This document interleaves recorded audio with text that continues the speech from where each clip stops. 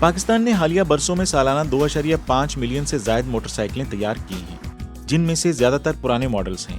چین کی نئی توانائی کی اہم کامیابیوں کو شیئر کرنے کے لیے چینی موٹر سائیکل انٹرپرائزز کے نمائندوں میں سے ایک جیالنگ انڈسٹری کمپنی لمیٹڈ چائنا نے نومبر 2022 میں روایتی ایندھن کی بجائے نئی توانائی کی خالص الیکٹرک موٹر سائیکلیں متعارف کرانے کے لیے پاکستان میں ایک شاخ قائم کی ہے۔ اس وقت کچھ لوگ روایتی موٹر سائیکل استعمال کرتے ہیں۔ ہم سڑک پر دیکھ سکتے ہیں کہ ہونڈا 70 کی طرح یہ صرف فیول انجن کا استعمال کرتی ہے۔ اس کے علاوہ جب ای وی انجن استعمال کیا جاتا ہے تو کچھ اس سائز کا استعمال کرتے ہیں، لیکن کوئی برقی حفاظتی کنٹرول سسٹم نہیں ہے۔ یہ بہت خطرناک ہے۔ جب آپ اس موٹر سائیکل کو استعمال کرتے ہیں تو انجن کا درجہ حرارت بہت زیادہ ہوتا ہے، بیٹری میں آگ لگ سکتی ہے۔ اب جب ہم سی پیک کے تحت پاکستان آ رہے ہیں تو ہمیں الیکٹرک موٹر سائیکل میں ایک مضبوط ٹیکنالوجی اور محفوظ نظام لانا ہوگا۔ ایک خالص الیکٹرک موٹر سائیکل کی قیمت روایتی پیٹرول موٹر سائیکل کے مقابلے میں زیادہ ہو سکتی ہے، تاہم طویل مدت میں الیکٹرک موٹر سائیکلیں پیٹرول موٹر سائیکلوں کے مقابلے میں بہت زیادہ ایندھن کی لاگت کو بچا سکتی ہیں۔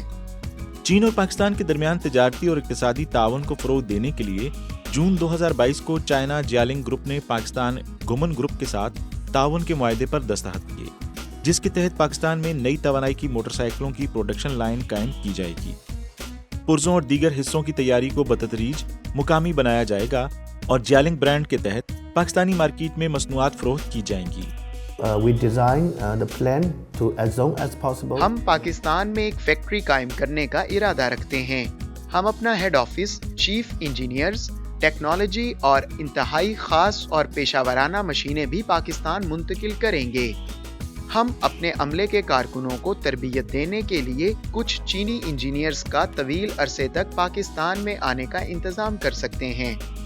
اس وقت پاکستان میں بجلی کی قلت، چارجنگ کی نامکمل سہولیات اور الیکٹرک گاڑیوں کے پرزوں کی ناکافی پیداوار مقامی پلانٹ کی تعمیر میں جیالنگ کو درپیش بڑے چیلنجز ہیں۔ ہم ایک پروڈکشن لائن قائم کرنے کا ارادہ رکھتے ہیں جس میں مینوفیکچرنگ کے لیے مستحکم صنعتی بجلی کی فراہمی کو یقینی بنانے کے لیے مقامی بجلی کے شعبے کی ضرورت ہوتی ہے۔ مذکورہ بالا رکاوٹوں کے باوجود پاکستان کی الیکٹرک وہیکل پالیسی 2020 تا 2025 نے پاکستان میں الیکٹرک گاڑیوں میں سرمایہ کاری کرنے کی منصوبہ بندی کرنے والے کاروباری اداروں کے لیے زبردست فوائد پیش کیے ہیں، جن میں الیکٹرک گاڑیوں کی خصوصی حصوں پر درآمدی ڈیوٹی کا 1%، 0 CKD سیلز ٹیکس اور مقامی طور پر تیار شدہ اور مقامی طور پر فروخت ہونے والی گاڑیوں پر 1% سیلز ٹیکس شامل ہے۔ ان اقدامات نے گاڑیوں کی پیداواری لاگت کو بہت کم کر دیا ہے۔ نئی توانائی کے ذرائع جیسے خالص بجلی، ہائیڈروجن توانائی اور دیگر ہائی ٹیک ذرائع کی منڈی میں طلب عالمی سطح پر ایک رجحان ہوگی۔ میں پاکستان میں امکانات کے بارے میں بہت پر امید ہوں۔ ہماری الیکٹرک موٹر سائیکل دیکھنے میں خوبصورت ہے، شفاف توانائی استعمال کرتی ہے اور ڈرائیو کرنے میں بہت آسان ہے۔ جب تک حکومت خاطر خواہ توجہ دے گی اور موافق پالیسیاں بنائے گی، مستقبل میں پاکستان کی سڑکوں پر بہت سی الیکٹرک موٹر سائیکلیں موجود رہیں گی۔ ای وی سیکٹر میں چین کی ترقی سے تجربہ حاصل کرتے ہوئے مقامی کمپنیاں بھی کوششیں کر رہی ہیں۔ جولٹا الیکٹرک پاکستان کی پہلی ای وی کمپنی ہے اور یہ آٹو انڈسٹری کو برقی قوت کی فراہمی سے ضروریات پورا کرنے پر توجہ مرکوز کر رہی ہے۔ کمپنی نے جنوری 2021 میں رجسٹرڈ ای وی کمپنی کا لائسنس حاصل کیا، سیمپل آرڈرنگ شروع کی گئی اور مارچ 2021 میں ایک فیکٹری قائم کی۔ اس کے بعد سے گاڑیوں کی طلب میں اضافہ ہوا اور 1.5 سال کے اندر 10,000 الیکٹرک بائکس فروخت ہوئیں۔ جولٹا الیکٹرک کا آئیڈیا کنسیو ہوا when I was back in 2007 and 8 in China۔ تو چائنیز اس وقت 2008 میں بیجنگ اولمپکس کی تیاری کر رہے تھے۔ تو بیجنگ اولمپکس میں انہوں نے یہ فیصلہ کیا کہ جتنے بڑے شہر ہیں جیسے بیجنگ ہے، شنجن ہے، شنگھائی ہے، وہاں پہ صرف الیکٹرک ٹیکسیز چلیں گی۔